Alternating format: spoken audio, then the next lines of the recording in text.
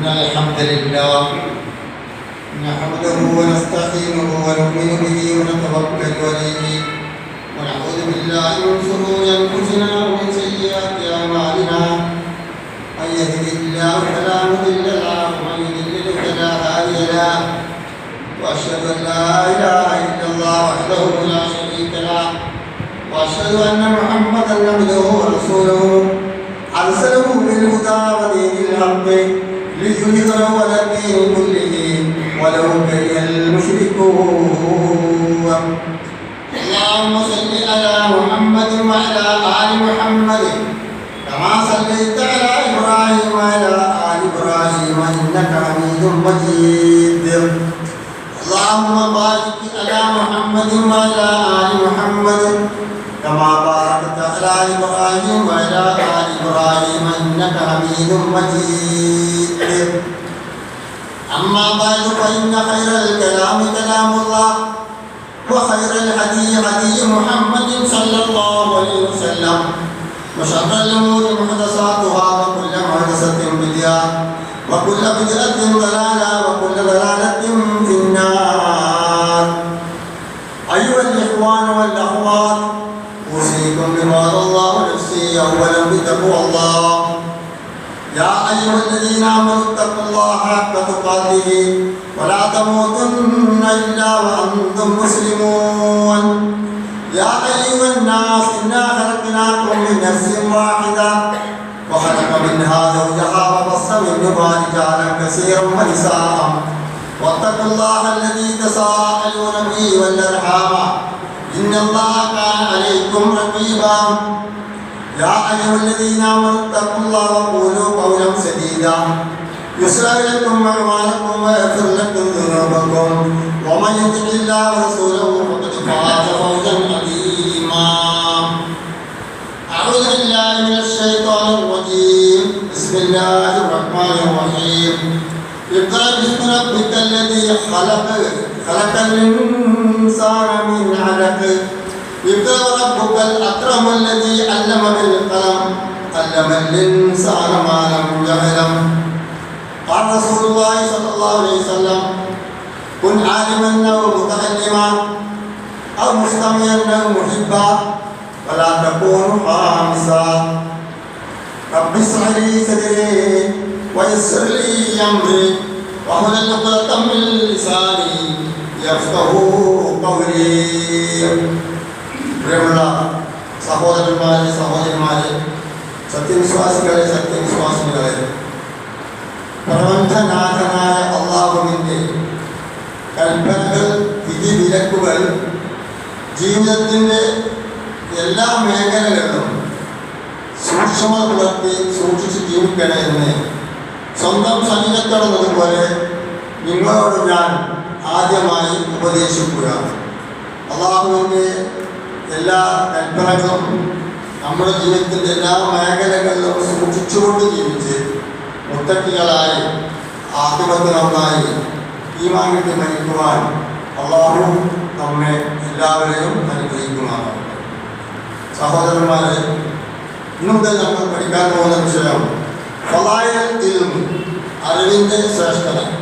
വിദ്യാലയങ്ങളും മദ്രസകളൊക്കെ തുറന്ന് പ്രവർത്തിക്കാൻ തുടങ്ങിയിട്ട് ഒരാഴ്ചയായി.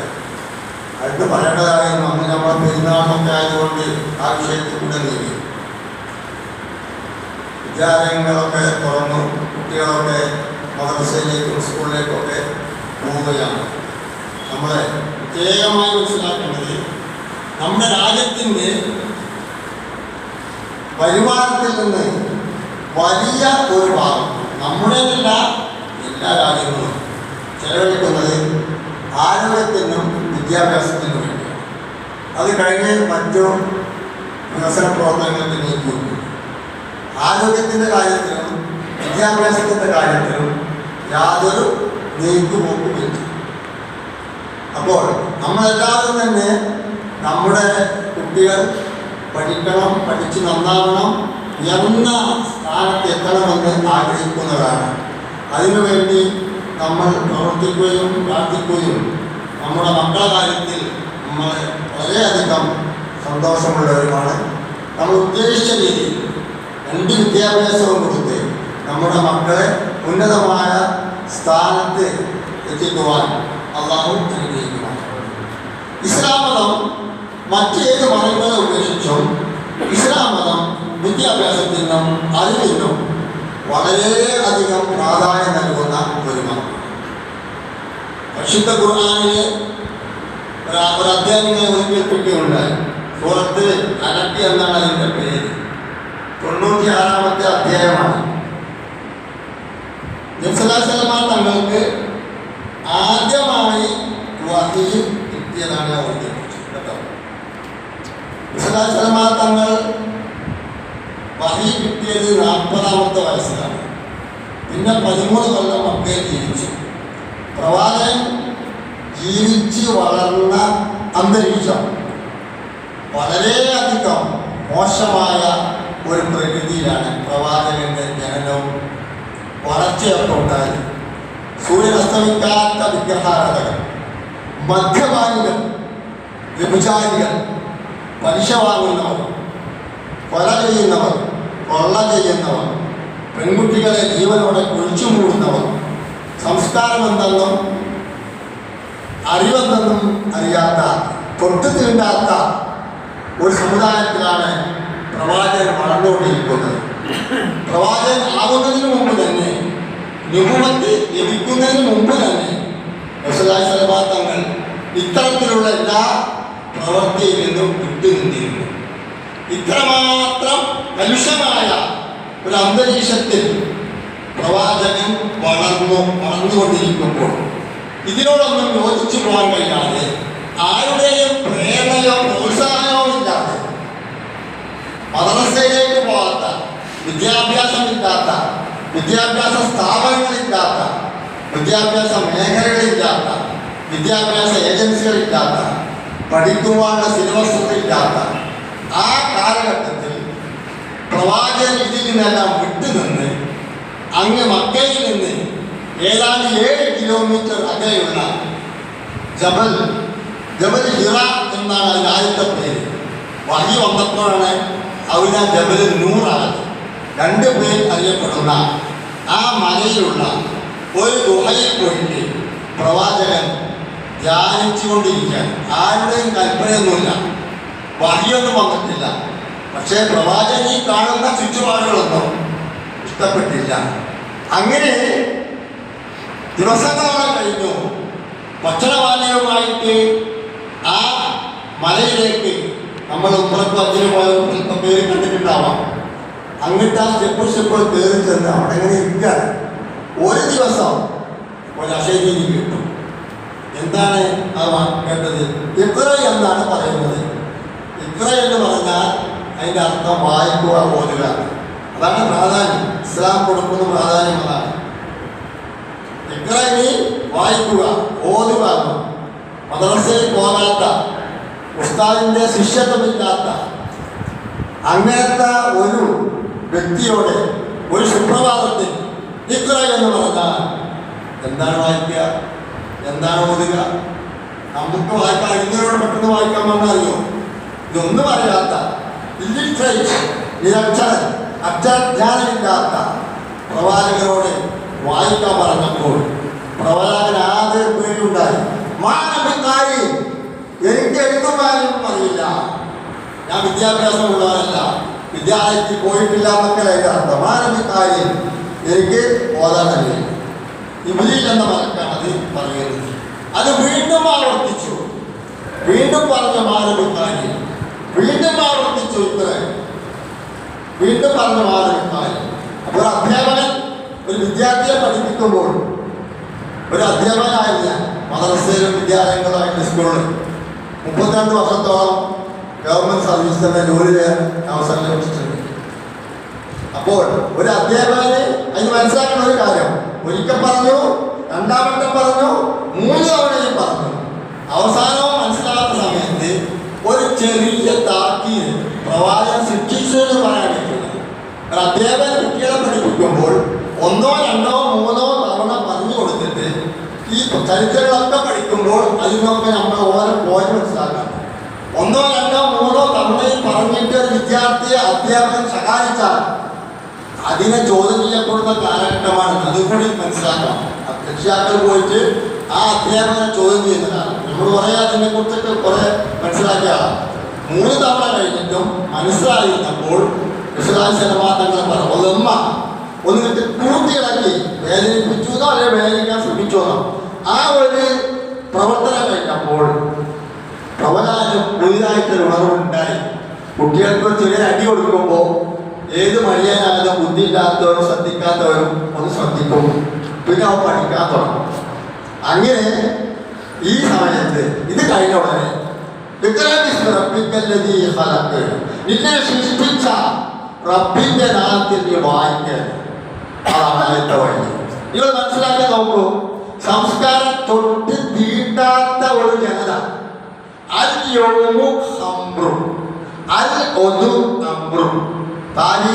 അതേപോലത്തെ കിതാബുകളിലെ ജാഹിലിയ കാലത്തെ അറബികളുടെ മുദ്രാവാക്യങ്ങളായിരുന്നു ഇന്ന് കള്ള് നാളെയാണ് കാര്യം.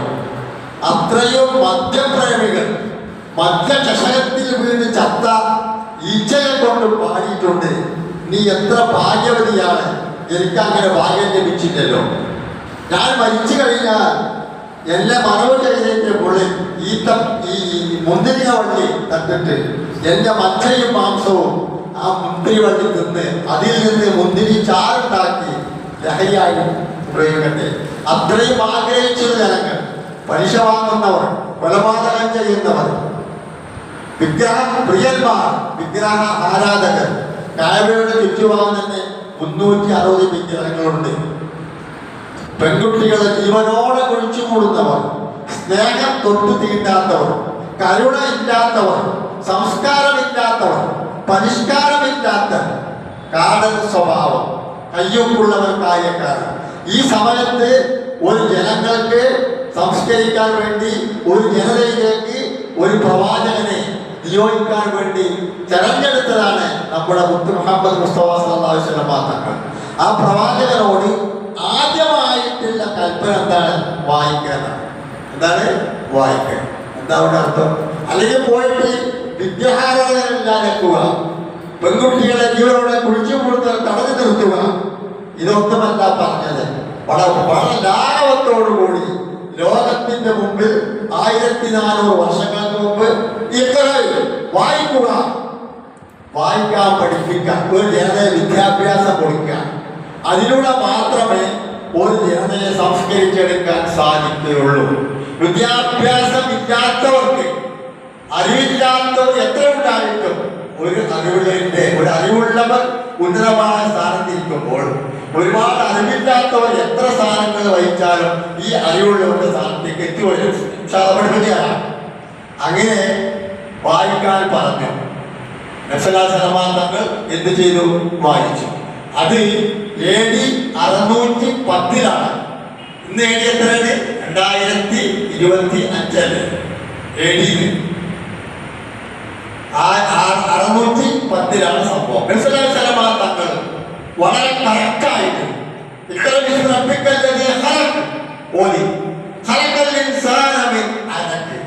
അതാണ് പിന്നീട് നമ്മൾ മനസ്സിലാക്കേണ്ട കാര്യം.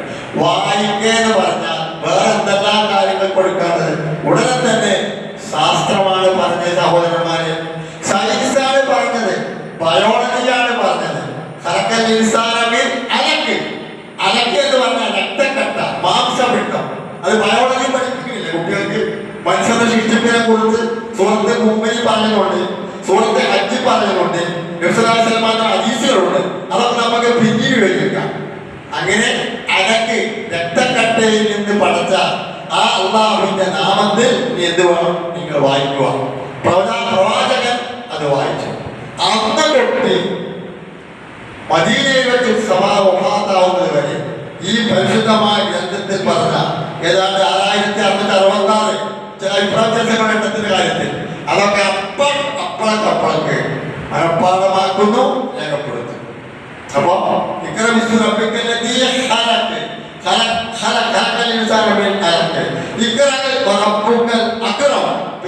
ഏറ്റവും മാന്യനായ റബ്ബ്. ഇത്രയും വായിക്കുമ്പോൾ റബ്ബുക്കളുടെ രക്ഷാവ് അക്രമാണ്, കരീമിന്റെ അക്രമൻ.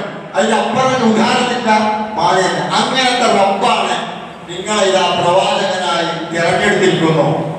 താങ്കൾ ഇന്നു മുതൽ ഒരുപാട് ദൗത്യങ്ങളുമായി ജനതയിലേക്ക് ഇറങ്ങിച്ചെല്ലണം. അത്തരം അല്ലെങ്കിൽ അല്ലമബിൽ തലം എങ്ങനത്തെ റബ്ബാണ്? അല്ലമ പഠിപ്പിച്ചു, ബിൽ തലം പേന കൊണ്ട് പഠിപ്പിച്ചു. പേരക്ക് വലിയൊരു സ്ഥാനമാണ്. അല്ലാഹു തആല ആദ്യമായി പഠിച്ചത് കലമാണ് കേട്ടോ, കലമൻ. അപ്പൊ ഈ പേന കൊണ്ട് എഴുതാൻ പഠിപ്പിച്ച റബ്ബ് നിങ്ങൾ വായിക്കുക. എങ്ങനത്തെ റബ്ബിന്റെ നാമത്തിൽ വായിക്കുക. രക്തകട്ടയിൽ നിന്ന് മാംസമുണ്ടത്തിൽ നിന്ന് പടച്ച ആ റബ്ബിന്റെ നാമം, ആ റബ്ബ് ഏറ്റവും ഉദാഹരണമാണ് നിങ്ങൾക്ക് പേന കൊണ്ട് അല്ലാഹു തആല പഠിപ്പിച്ചത്. പേനയെ കുറിച്ച് നമ്മൾ സാധാരണ ഒരു പേന നമുക്ക് ഒരു വരിയില്ല.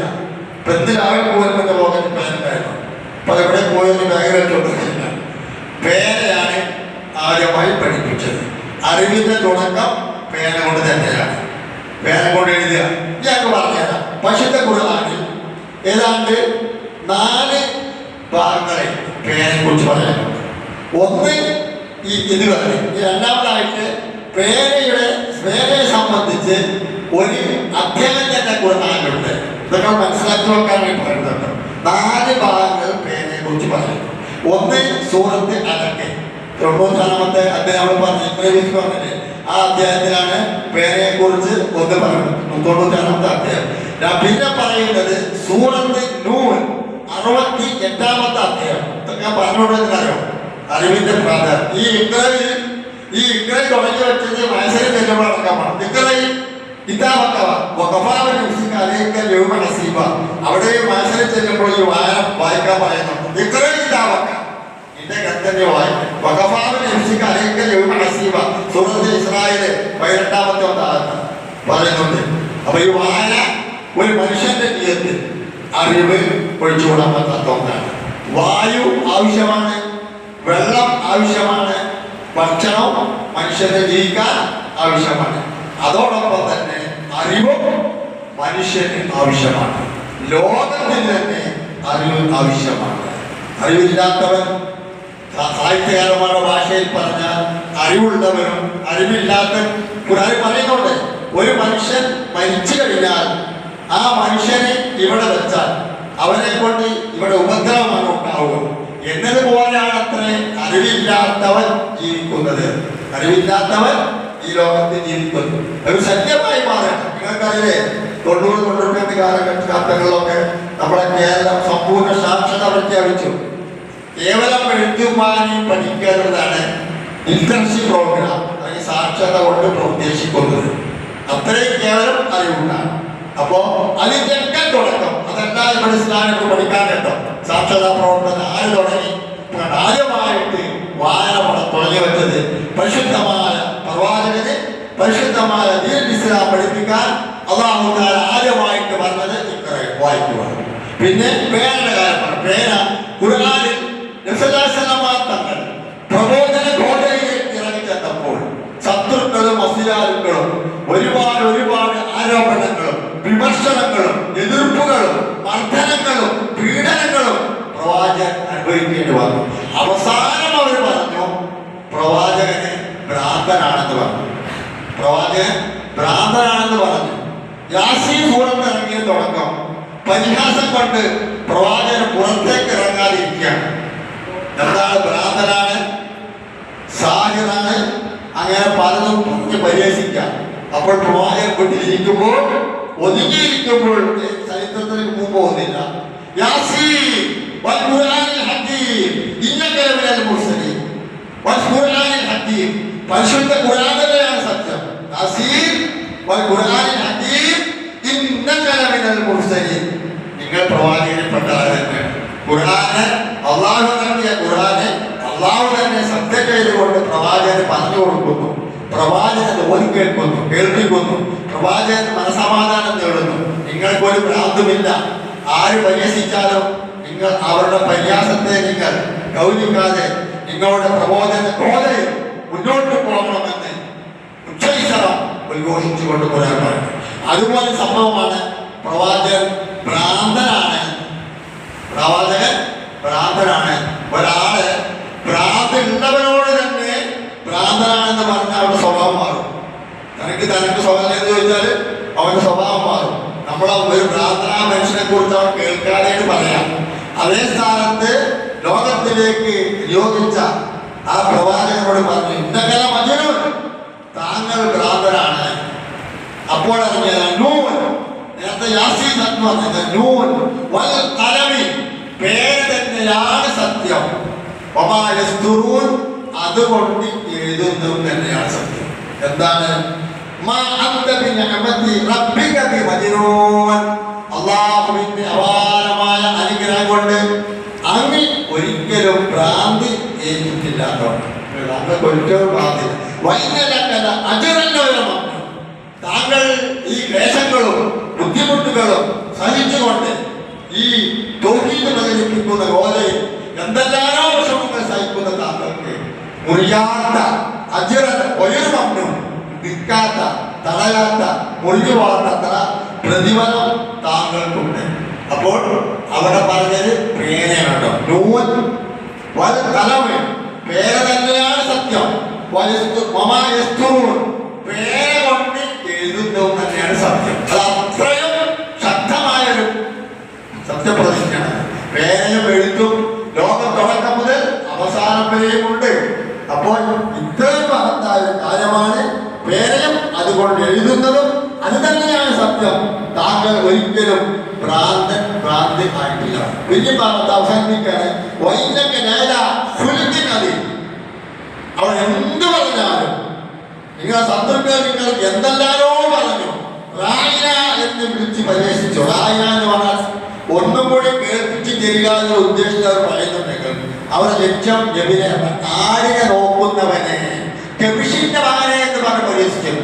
ആരായിരുന്നു കബിഷ അറിയോ? അലീമാ ബീവിയുടെ ഭർത്താവ്. അലീമാ ബീവിയുടെ രക്തദാസന്റെ മാത്രങ്ങൾ കുട്ടിക്കാലത്ത് വളർന്നത്. അപ്പൊ പരിഹസിക്കുന്നു കബിഷൻ, ഇവര് കബിഷൻ, ആട്ടിനേന്റെ മകൻ. അങ്ങനെ പരിഹസിച്ച് പല പരിഹാസങ്ങൾക്ക് പ്രവാചകൻ വിധേയമായി. എന്നിട്ടോ ലോകത്തിന്റെ മുമ്പിൽ താങ്കൾ മഹത്തായ സ്വഭാവത്തിന്റെ ഉടമ തന്നെയാണ് എന്നുള്ളൊരു സർട്ടിഫിക്കറ്റ് കൊടുത്തിട്ടാണ് അത് അവിടെ അവസാനിപ്പിച്ചത്. അപ്പൊ രണ്ട് ഭാഗത്ത് ഖുർആനിൽ എന്ത് പറഞ്ഞു? രണ്ട് ഭാഗത്ത് പേരയെ കുറിച്ച് പറഞ്ഞു. ഇനി മൂന്നാമത്തെ ഒരു ഭാഗം ഖുർആനിൽ പേരയെ കുറിച്ച് പറയുന്നത് സൂറത്ത് ലുഖ്മാൻ എന്ന സൂറത്തിലാണ് ഇപ്പൊ പറയാം. സൂറത്ത് ലുഖ്മാൻ എത്രാമത്തെ അധ്യായമാണെന്നല്ല, സൂറത്ത് ലുഖ്മാൻ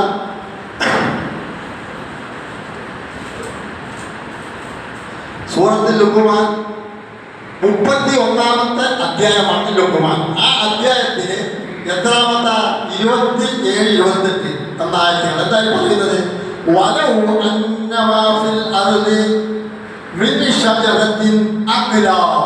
അവിടെയും പേരുദ്ദേശം ഈ പ്രപഞ്ചത്തിലുള്ള എല്ലാ മരങ്ങളും വെട്ടി നുറുക്കി പേന പോലെയാക്കി, പേന പോലെ ചില കഷ്ണം പോലെ, അതുകൊണ്ടൊക്കെ നിങ്ങൾ പേനയാക്കി. വൽ ബഹറു, സമുദ്രവും. ഇതൊക്കെ ഖുർആന്റെ ആമാനുഷികതയിൽ പഠിക്കേണ്ട വിഷയമാണ്. പക്ഷെ ഈ പേനയുടെ പ്രതിപാദിച്ചപ്പോൾ കൊണ്ടുവന്നത് മാത്രം. വൽ ബഹറു, സമുദ്രം,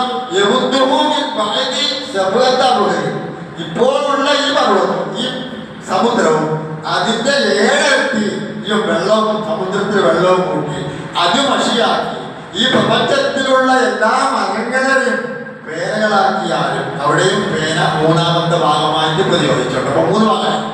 അങ്ങനെ പേനകളാക്കിയിട്ട് നിങ്ങൾ പരിശുദ്ധ ഖുർആനിന് വ്യാഖ്യാനം എഴുതിയാൽ, അള്ളാഹുവിന്റെ ഇൽമ എഴുതിയാൽ, അതിനെ വ്യാഖ്യാനിച്ച് എഴുതിയാൽ, അപ്പൊ 7 ഇരട്ടി വെള്ളവും കൊണ്ട് എഴുതിയാലും അള്ളാഹുവിന്റെ കലിമത്തുകൾ, അള്ളാഹുവിന്റെ ജ്ഞാനം, അള്ളാഹുവിന്റെ അറിവ്, അള്ളാഹുവിന്റെ ഖുർആനിന്റെ വ്യാഖ്യാനം, ഒരുപാട് അർത്ഥങ്ങളാണ്. അത് തീരും, തീർന്നു പോകും. അതൊക്കെ തീർന്നു പോയാൽ ഇത് ബാക്കിയാണ്. അള്ളാഹുവിന്റെ കലിമത്തുകൾ ഒരിക്കലും ഉണ്ടാവില്ല, ഒരിക്കലും തീർന്നു പോവുകയില്ല. നാലാമത്തെ പ്രയോഗം ഖുർആനിലെ നാലാമത്തെ പ്രയോഗം എവിടെയാണ്? സൂറത്ത് ലുഖ്മാൻ, സൂറത്ത് ആലി ഇംറാൻ 3-ാമത്തെ അധ്യായത്തിന് 44-ാമത്തെ ആയത്താണ് ഞാൻ നിങ്ങളെ കേൾപ്പിക്കുന്നത്. ഒമാ കുന്ത ലദൈഹിം ഇദ് യൽഖൗന അഖ്ലാമഹും അയ്യുഹും യദ്ഖുലു മറിയം. മറിയം ബീവിയുടെ ഉമ്മ ഇമ്രാന്റെ ഭാര്യ എന്ത് ചെയ്തു? ഇന്നി അലർത്ത് മാഫി പദ്ധതി മുഹറം, ഞാൻ ഗർഭിണിയാണ്, എന്റെ ഗർഭാശയത്തിൽ വളർന്നുകൊണ്ടിരിക്കുന്ന ഈ കുട്ടിയെ പള്ളിപാലിവാരണത്തിന് വേണ്ടി ബൈത്തുൽ മുഖദ്ദസിന് പള്ളിവാരണത്തിന് വേണ്ടി ഞാനിതാ അലർത്ത് മാഫി പദ്ധതി മുഹറം, ഞാനിത് അതിനു വേണ്ടി ഞാൻ നേർച്ചയിട്ടിരിക്കുന്നു. അങ്ങനെ നേർച്ചയിട്ടപ്പോൾ ആ പ്രസവിച്ച് നോക്കുമ്പോൾ ആരാണ്? പെൺകുട്ടിയാണ്, ആൺകുട്ടിയാണ്. ആൺകുട്ടി ചെയ്യുന്നത് പ്രവർത്തി പെൺകുട്ടികൾ ചെയ്യാൻ പറ്റില്ലല്ലോ. ഒരു സ്ത്രീക്ക് എപ്പോഴും ഒരു പുരുഷന് എവിടെയായിട്ട് എപ്പോഴും യാത്ര ചെയ്യാം. ഒരു സ്ത്രീക്ക് അങ്ങനെ ബുദ്ധിമുട്ട് ഒരുപാട് ആണപ്പെടുന്ന ഒരുപാട് മാത്രമാണ്. അപ്പൊ ഇത് പള്ളി വിവാഹത്തിന് നേർച്ചയിട്ട ഈ കുട്ടി പെൺകുട്ടിയാണ്, ആൺകുട്ടിയല്ല. അത് ജൂതന്മാര് പറഞ്ഞത് ജാരസന്തതി എന്നാണ്, മറിയം ബീവിയെ വേശി എന്നാണ് ജൂതന്മാർ അഭിസംബോധന ചെയ്തത്. അവർ അത്രയും ശത്രുക്കളായിരുന്നു. ഇന്ന് ലോകത്തുള്ള മുസ്ലിംകളെ എതിർക്കാൻ വേണ്ടി അവർ ഒറ്റക്കെട്ടാണ്. അത് സന്ദർഭമായി പറയുന്നു മാത്രം. ഈ സമയത്ത് ആരാണ് ഈ മറിയം ബീവിയെ ഏറ്റെടുക്കുക? ബൈത്തുൽ മുഖദ്ദസിൽ ആരും പോയിട്ടില്ലല്ലോ. അള്ളാഹുവിന്റെ അങ്ങനെയൊക്കെ ഞാനൊക്കെ പോയി കണ്ടിട്ടുണ്ട്. ബൈത്തുൽ മുഖദ്ദസിൽ അന്തരലോട്ട് അവിടെ പോയാൽ അവിടെ മിഹ്റാബ് എപ്പോഴും ഉണ്ട്. മറിയം ബീവി വളർന്നത് അവിടെയായിരുന്നു. അപ്പോൾ ആരാണ് മറിയം ബീവിയുടെ സംരക്ഷണ കാര്യം ഏറ്റെടുക്കുക? അപ്പൊ അതിന് നറുക്കെടുപ്പിന് വേണ്ടിയിട്ട് ഉപയോഗിച്ചത് ഒരു കലം. ആ നറുക്കെടുപ്പിന് ഉപയോഗിച്ചതും അക്രാം എന്നുള്ള പ്രയോഗമാണ് ഉപയോഗിച്ചത്. അങ്ങനെ സക്കരിയ നബിക്കാണ് നറുക്ക് വീണത്. സക്കരിയ നബി സ്വല്ലല്ലാഹു അലൈഹി വസല്ലം തങ്ങൾ മറിയം ബീവിയുടെ കുടുംബം പാപ്പാനന്റെ കുടുംബത്തിൽപ്പെട്ടാണ്. കാരണം സക്കരിയ നബിയാണ് സംരക്ഷിച്ചത്. മറിയം ബീവിന്റെ അടുത്ത് വളർന്നു വന്നു. ആ മെഹ്റാബിന്റെ അവിടെ ചെല്ലുമ്പോൾ അന്ന് ആ രാജ്യത്ത് കിട്ടാത്ത പഴങ്ങളും ഭക്ഷണപദാർത്ഥങ്ങളും കാണും. അപ്പൊ സക്കരിയ നബി ചോദിച്ചു, ഞാൻ മറിയമോ അന്നാലേക്ക് ഹാദ, ഇതൊക്കെ ഒന്ന് നിങ്ങൾക്ക് കിട്ടിയത് കാലത്ത്? അപ്പോൾ മറിയം ബീവി പറഞ്ഞു, ഒരനുഭവമില്ല, അത് അള്ളാഹുവിന്റെ ഭാഗത്ത് കിട്ടി. അതൊരു മോചിതാത്താണെന്ന് നമ്മൾ മനസ്സിലാക്കുക. അപ്പോൾ നാല് ഭാഗങ്ങളിൽ പരിശുദ്ധ ഖുർആൻ എന്ന് പറയുന്നുണ്ട്. ഈ പേരെ കുറിച്ച് പരിപാടി ഇനി നമ്മൾ മനസ്സിലാക്കേണ്ടത് ഇൽമ്, അറിവിന് അറബിയിൽ പറയുന്ന പേരാണ് ഇൽമ്. എഡ്യൂക്കേഷൻ എന്ന് പറയുന്നത് ഇംഗ്ലീഷിൽ വിദ്യാഭ്യാസം EDUCATION അങ്ങനെയുള്ള വാക്ക് ഇതിന് അറിവുള്ള ആൾക്കാരുണ്ടാവാം.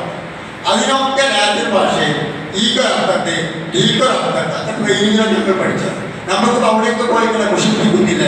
ഈ ഇൽമിന്റെ മാത്രം പറഞ്ഞ അവസാനിപ്പിക്കുന്ന ഇൽമ് അയിന് എന്ന് പറഞ്ഞാൽ എന്താണ്? സൂറത്ത് വൈലിൽ മുത്തഫഫീൻ 83-ാമത്തെ ആയത്തിൽ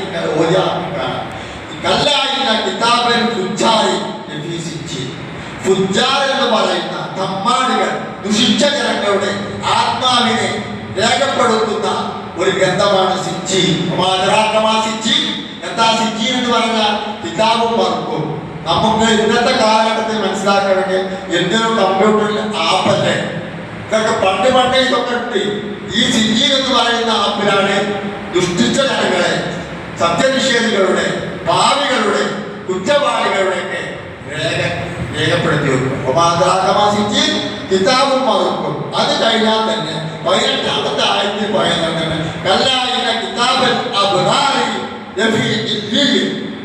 നിങ്ങൾ കല്ല വേണ്ട, ഇന്നൽ അബ്റാർ. ഫുജ്ജാർ എന്ന് പറയുന്നതിന്റെ നേരെ വിപരീതമാണ് അബ്റാർ. പുണ്യവാളന്മാർ, സൽക്കർമ്മം ചെയ്ത ആൾക്കാർ, സ്വാലിഹീങ്ങൾ, തെറ്റ് ചെയ്യാത്തവർ, അങ്ങനത്തെ ആൾക്കാരെ റൂഹ് മരണാനന്തരം എവിടെയാണ് സൂക്ഷിക്കുക? പാവികളുടെ റൂഹ് സൂക്ഷിക്കുന്നതാണ് സിജ്ജീൻ. പാവം ചെയ്യാത്ത സൽക്കർമ്മികളെ റൂഹ് സൂക്ഷിക്കുന്ന എവിടെയാണ്? അബ്റാർ. അവരുടെ ഇല്ലീൻ എന്ന് പറയുന്നതിലാണ്. ഇല്ലി എന്ന് പറഞ്ഞാൽ നബിയെ നിങ്ങൾക്ക് എന്തറിയാം? നമുക്ക് എന്തറിയാം? ലോകത്ത് ആൾക്കാരെ കുറിച്ച് അറിയാം. ആർക്കും അത് കണ്ടുപിടിക്കാൻ കഴിഞ്ഞിട്ടില്ല. ഏതുപോലെ റൂഹിനെ കുറിച്ച്, ആത്മാവിനെ കുറിച്ച് ഖുർആനിൽ പല വാക്കുകളും പറയുന്നുണ്ട്. ആത്മാവിനെ കുറിച്ച് ചോദിക്കും, നമുക്ക് പറയാൻ കഴിയില്ല, എനിക്കറിയില്ല. എന്നോട് ചോദിച്ചപ്പോൾ പറഞ്ഞില്ല, അറിയില്ല. അതിന്റെ റബ്ബിന്റെ കാര്യത്തിൽ പറഞ്ഞത് എനിക്കറിയില്ല, അതാ റസൂലിന് അറിയാനാണ്. എന്നതുപോലെ എന്ന് പറഞ്ഞാൽ എന്താണ്? കിതാബും മറുക്കും. അത് രേഖപ്പെടുത്തുന്ന ഒരു ഗ്രന്ഥമാണ്. എന്ന് വെച്ചാൽ പാപികളുടെ ആത്മാവിനെ സൂക്ഷിക്കുന്ന ഒരു രേഖയാണ് സിജ്ജീൻ. എന്നാൽ സാരീങ്ങളുടെ സക്രമം ചെയ്ത സത്യവിശ്വാസികളുടെ ആത്മാവിനെ സൂക്ഷിക്കപ്പെടുന്ന ഒരു ഗ്രന്ഥത്തിന്റെ പേരാണ് ഇല്ലിയിൽ. ആ ഇല്ലിയിൽപ്പെട്ട അതിനാണ് ഇൽമിലെ ആദ്യത്തെ അയൽ. നൂറത്തുൽ നാസ് എന്നൊരു കിതാബുണ്ട്. ആ കിതാബിലൊക്കെ പറയുന്നത് പോലെ കിതാബാണ്. അതിലുണ്ടാകും കേട്ടോ, എവിടെയും കേട്ടോ പഠിച്ചത് അതിൽ പെട്ട അതാണ് അയിന്. ആ ഇല്ലി അതാണ് കേട്ടോ. ഇൻഷാ അല്ലാഹ് അടുത്ത് ബാക്കി അടുത്ത പറയാൻ